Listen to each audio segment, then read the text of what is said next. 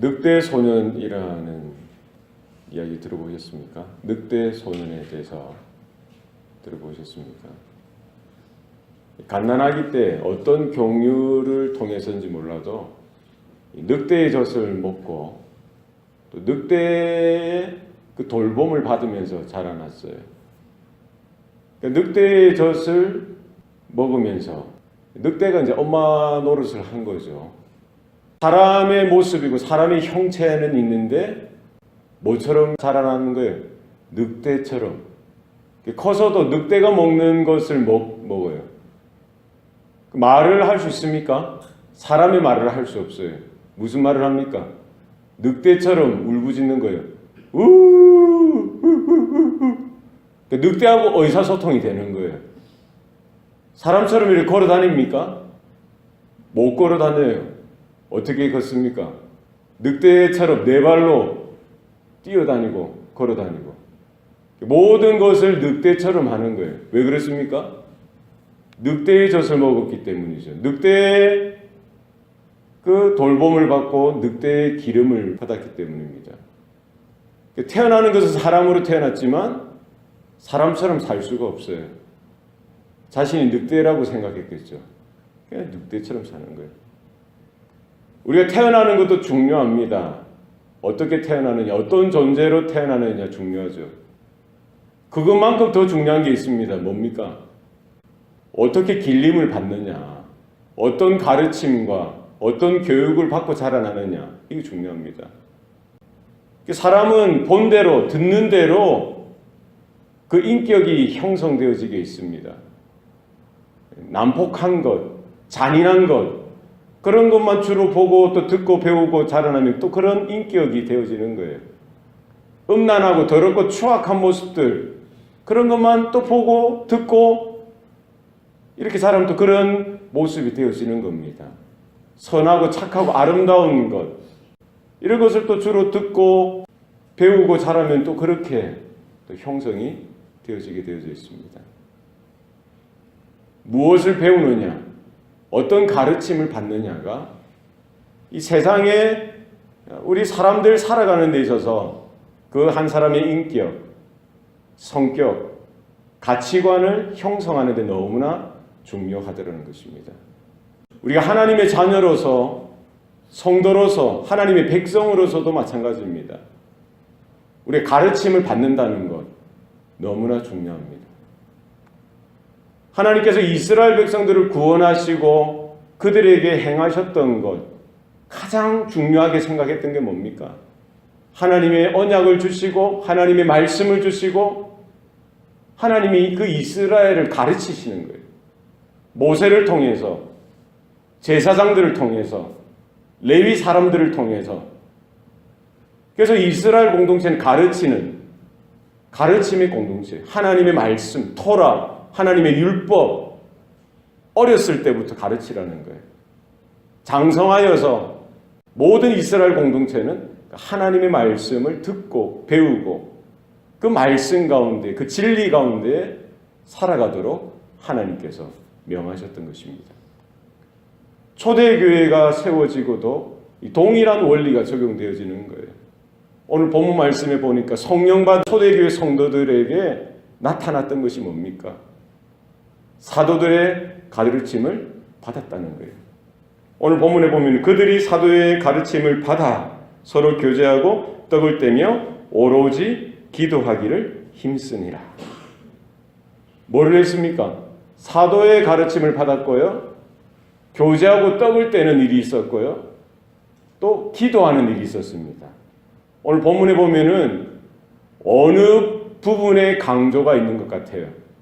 어느 부분에 강조가 있습니까? 기도가 더 강조가 있어 보이죠. 우리 한글 성경에는 오로지 기도, 오로지라는 부사가 기도 앞에 나와 있기 때문입니다만 원어 본문에는 전체 문장 앞에 나와 있어요. 오로지가 기도만을 강조하는 것이 아니라 문장 전체를 강조하는 거예요. 문장 전체에서 뭐가 제일 먼저 나옵니까? 사도의 가르침을 받으라는 거예요. 그리고 성도들이 함께 교제하고 떡을 떼라는 거예요. 그리고 기도하라는 거예요. 그 각각의 강조가 있는 거예요.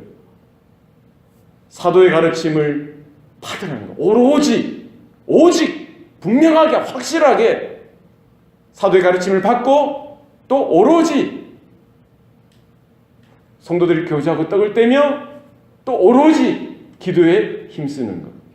세 가지가 다 강조가 있는 거예요. 그 중에서 오늘은 사도의 가르침.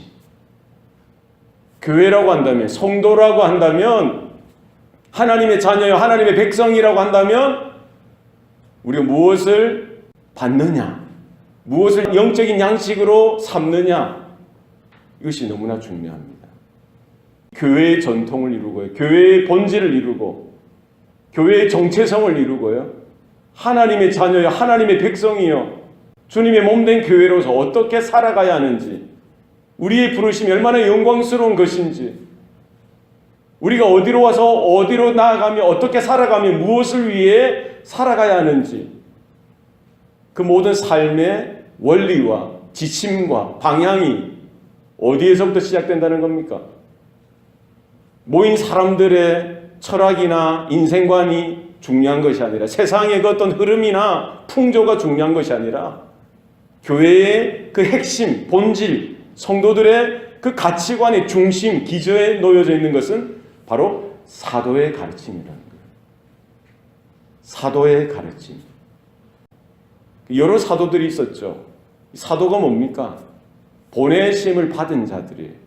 예수님께서 불러주시고 예수님의 그 가르침을 받고, 그리고 예수님께서 파송하신 자들, 부활하신 예수님을 목격하고 그 예수님으로 말미암아 사명을 받아서 교회를 세우고 복음을 전하고 하나님의 나라의 확장을 위해서 보냄을 받은 자들, 그 사도들이죠.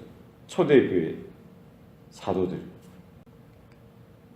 그 사도들이 무엇을 가르쳤겠어요? 12사도가 있었죠. 이방인의 사도 바울이 있었습니다.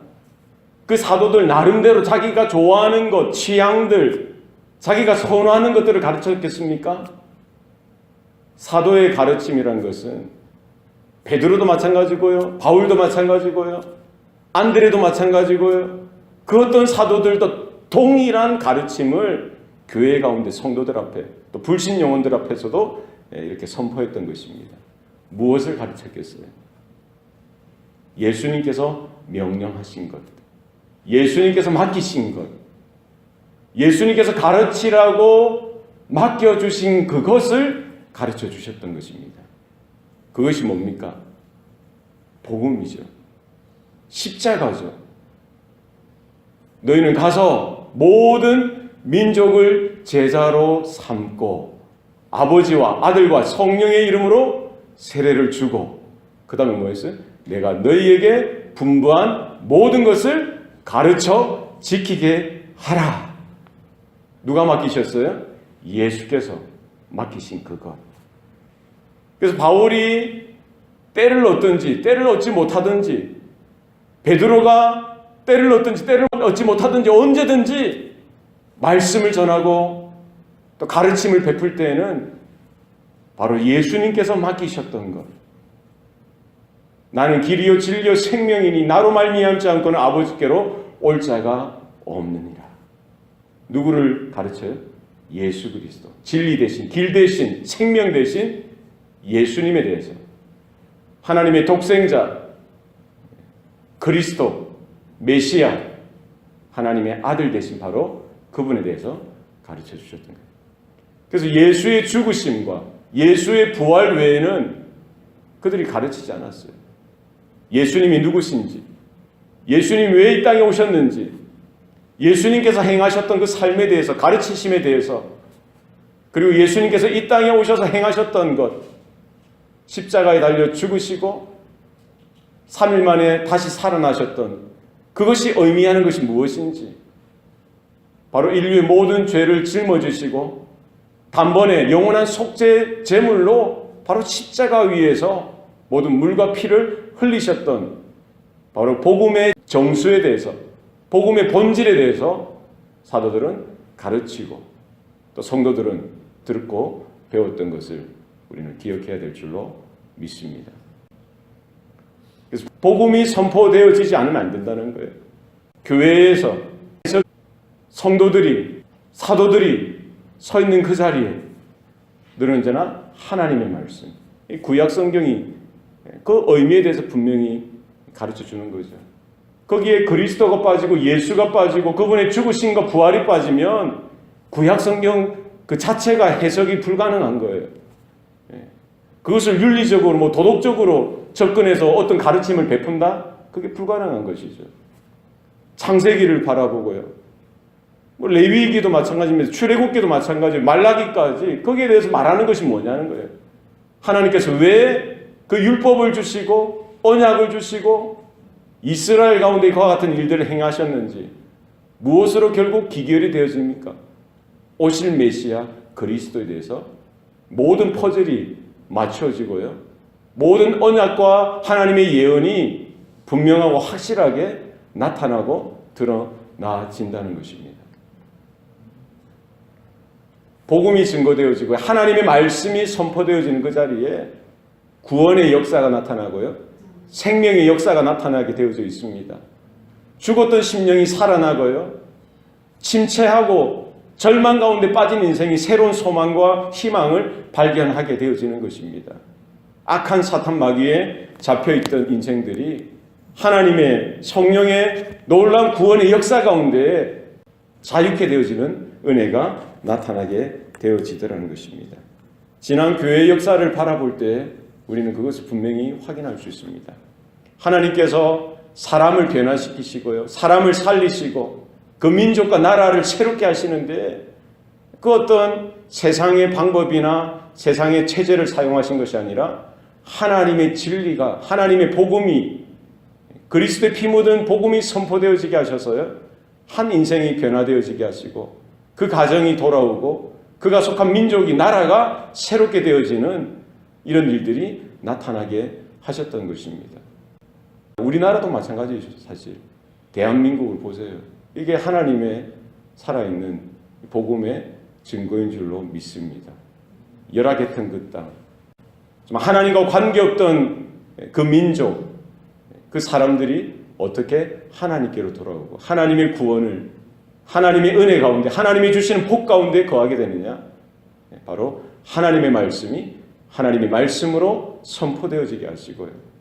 바로 그 말씀을 통해서 하나님의 은혜를 경험케 하시고 하나님의 생명을, 하나님의 구원을 경험하게 하시는 것을 볼 수가 있습니다. 하나님께서 부흥을 주실 때 하나님의 진리가, 하나님의 말씀이, 하나님의 복음이 선포되어지게 하시고요. 그 말씀을 통해서 하나님께서 은혜도 주시고 도전도 주시고 회개의 역사도 주시고 부흥의 불길을 허락해 주셨던 것을 볼 수가 있습니다. 우리가 예수 그리스도를 믿는 믿음으로 구원받고요. 그것으로 끝나서는 되어지지 않습니다. 그 이후에 뭐가 있어야 됩니까? 우리가 거듭나고 영생의 소망을 우리가 가지게 되어지죠. 그것으로 그러나 멈춰서는 안 된다는 거예요. 뭐가 있어야 됩니까? 하나님의 은혜 가운데, 하나님의 돌보심 가운데 영적인 성장과 영적인 자라남이 있어야 한다는 것입니다. 무엇으로 가능합니까? 무엇을 먹어야 되는 거죠? 영의 양식을 먹어야 되는 거예요. 초대교회가 이제 시작했어요. 그 영적인 어린아이들이, 영적인 생명이 이제 태동되어지고 시작되어진 거예요. 무엇으로 그들이 영적으로 성장하고 자라나는 일들이 나타나게 됩니까? 우리 예수 믿을 때도 복음을 듣고요. 그 은혜로 하나님이 믿음을 주시고 거듭나는 놀라운 역사를 허락해 주셨습니다. 동일하게 영적으로 성장하고 자라나는 일에도 바로 하나님의 말씀을 들어야 하는 것입니다. 베드로전서 2장 1절 2절 말씀에 보면은 그러므로 모든 악독과 모든 기만과 외식과 시기와 모든 비방하는 말을 버리고 갓난 아기들 같이 순전하고 신령한 젖을 사모하라. 이는 그로 말미암아 너희로 구원에 이르도록 자라게 하려 함이라. 영적으로 거듭나셨습니까? 하나님의 자녀가 되셨습니까? 그러면 우리가 지금까지 취했던 모든 세상적인 그런 양식은 끊어버려야 되는 거예요. 예수 믿기 전에 하나님의 자녀가 되기 전에는 우리가 무엇을 먹고 자라는 거예요? 세상의 것들 양식 삼는 거예요. 베드로가 이야기한 게 뭡니까? 우리는 악독을 먹고 자랐던 겁니다. 기만과 외식과 시기와 모든 비방하는 말들, 이런 것들을 먹고 자랐던 거예요. 이제 그런 모든 죄악된 것들을 끊어버리고 무엇을 먹으라는 겁니까? 순전하고 신령한 젖을 사모하여서 그것을 먹으라는 거예요. 순전하고 신령한 젖이 뭡니까? 바로 사도의 가르침, 하나님의 말씀, 예수 그리스도의 피 묻은 복음, 하나님의 말씀을 우리가 듣는 것, 신령한 젖, 순전하고 신령한 젖을 사모하는 거예요. 우리 어린아이들 뭐만 먹어도 되는 거예요? 엄마의 젖만 먹어도 살이 포동포동 찌고요. 이게 살이 붙고 이게 자라는 거예요. 우리가 거듭나고 하나님의 자녀가 된 그때부터 우리는 하나님의 말씀을 우리의 영적인 양식을 삼고 그 안에서 힘도 없고 능력도 없고 하나님의 은혜도 확인하고 날마다 영적으로 자라고 성장하는 일들이 나타나야 할 줄로 믿습니다. 이런 일들을 통해서 너희를 구원에 이르도록 하시겠다는 거예요. 이 구원은 성화의 구원이죠. 우리가 하나님의 부르심을 받고요. 세상의 묵은 때를 다 벗어버리고 하나님의 자녀로서 영적으로 성장하고 자라나고 그리스도의 장성한 분량에 이르기까지 이렇게 성장하는 것. 우리 가운데 성화의 구원이 필요합니다. 정체되어서는 안 되고요. 그 자리에 머물러서는 안 되고 날마다 영적으로 성장하고 자라나는 일들이 나타나야 되는 줄로 믿습니다. 그래서 우리가 처음 예수 믿고 처음 신앙생활할 때도 하나님의 말씀이 필요하고요. 평생 그래요. 하나님의 말씀 계속 공부받아야 되는 겁니다. 영적으로 어린 아이와 같은 성도들은 이런 순전하고 거룩한 이 신령한 젖을 먹어요. 그러나 신앙의 경륜이 쌓이고요. 영적으로 성장하고 자라나야 된다는 거예요. 늘 언제나 젖을 먹을 수는 없지 않습니까? 늘 언제나 부드럽고 약하고 연약한 음식만 먹어서는 안 되는 거예요. 신앙생활하면서 1년이 지나고 10년이 지나고 20년이 지나고 그 많은 세월이 지났으면 어떤 음식도 먹을 수 있어야 되는 거예요. 단단한 음식도 먹을 수 있어야 되는 거예요. 그렇습니까? 그렇습니다. 우리 어릴 때는 젖을 먹어야 돼요. 이유식도 합니다. 어릴 때는 그래요. 그러나 이제 성인이 되고요. 자라나면 어떤 음식도 먹어야 됩니까? 골고루 건강한 음식들을 골고루 섭취하고 먹을 수가 있어야 되는 것이죠. 히브리서 5장 12절에서 14절에 보시면요. 때가 오래되었으므로 너희가 마땅히 선생이 되었을 터인데 너희가 다시 하나님의 말씀의 초보에 대하여 누구에게서 가르침을 받아야 할 처지이니 단단한 음식은 못 먹고 젖이나 먹어야 할 자가 되었도다. 이는 젖을 먹는 자마다 어린 아이니 어의 말씀을 경험하지 못한 자요. 단단한 음식은 장성한 자의 것이니 그들은 지각을 사용함으로 연단을 받아 선악을 분별하는 자들이니라. 뭐를 먹을 수 있어야 된다는 거예요?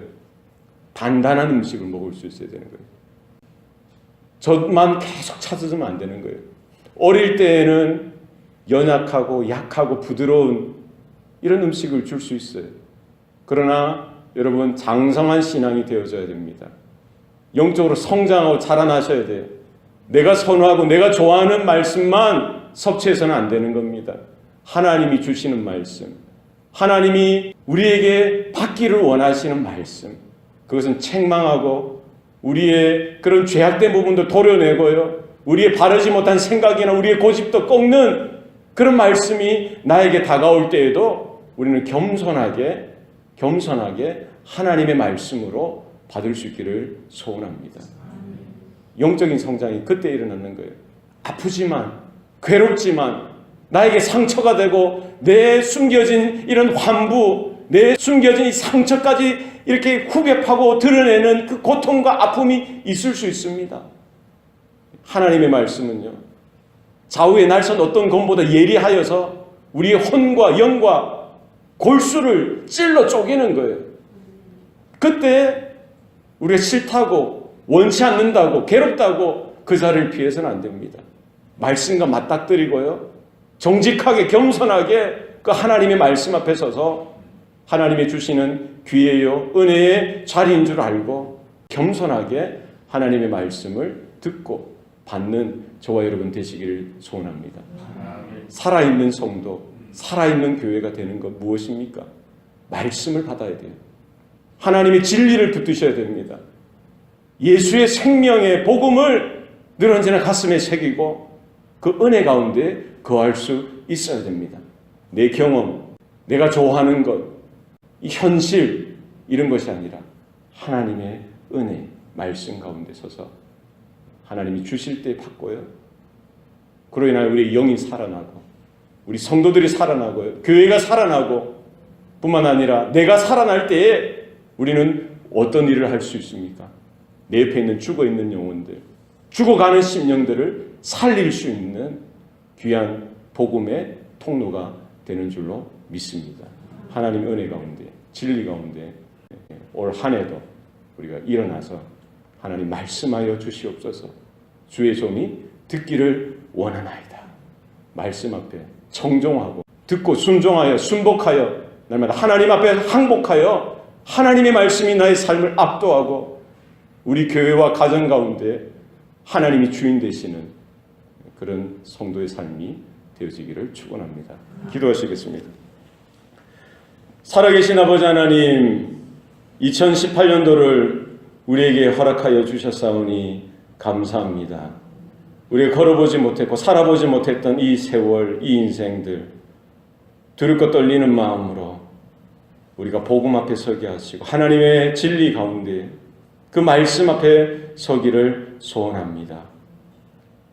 하나님의 말씀이 신령하고 순전한 젖으로서 또 필요한 성도들이 있습니다. 또 어떤 성도들에게는 단단하고 딱딱한 그와 같은 음식과 같이 그와 같은 말씀이 필요한 성도들도 있습니다. 하나님이 우리 영적인 형편들을 우리가 돌아보게 하여 주셔서 어떤 말씀을 하나님이 주시든지 하나님이여 달게 받게 하시고 감사함으로 겸손하게 우리가 섭취하고 받을 수 있도록 하나님 주장하여 주시옵소서.